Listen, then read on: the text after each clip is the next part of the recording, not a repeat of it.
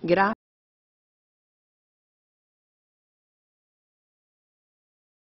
la Présidente, bonjour à tous, rebonjour à tous.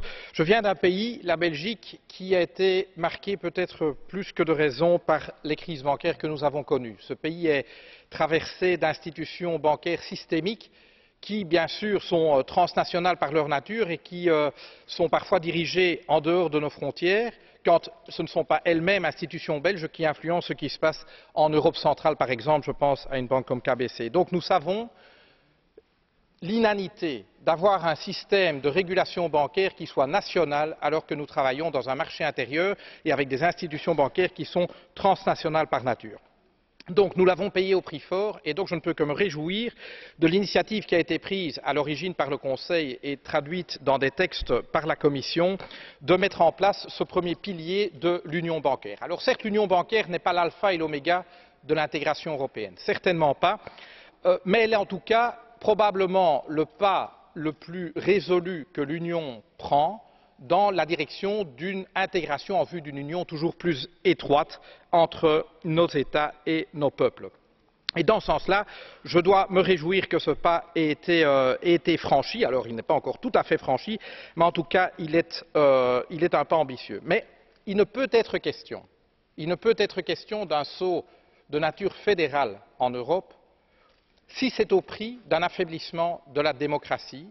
Et on sait à quel point aujourd'hui la colère monte au sein de nos populations, et à juste titre, contre un affaiblissement de la légitimation démocratique des décisions qui sont prises à la fois au niveau national et au niveau européen. Et de ce point de vue-là, c'est vrai que, et je veux me faire écho ici à ce que Sylvie vient de dire, le choix architectural de placer ce mécanisme de supervision intégrée à la Banque centrale européenne nous semble un petit peu fâcheux, dans le sens où ce n'est pas la meilleure manière d'obtenir un système inclusif pour tout le marché intérieur.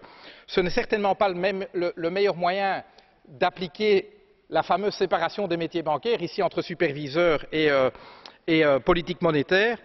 Et enfin, ce n'est certainement pas la meilleure manière d'assurer un contrôle démocratique de la supervision des banques, contrôle qui doit être exercé par le politique. Et de ce point de vue-là, je dois dire que je suis outré de l'attitude que la Banque centrale européenne a prise à la fois par la voix de M. Mersch et ensuite par la voix de M. Constanțiu pour nous dire grosso modo: messieurs, dames du Parlement européen, vous n'avez rien à faire dans cette affaire, circulez, il n'y a rien à voir. C'est en substance leur message, je le trouve inacceptable. Inacceptable, et donc j'attends de voir la nature de l'accord interinstitutionnel que nous pourrons passer avec eux.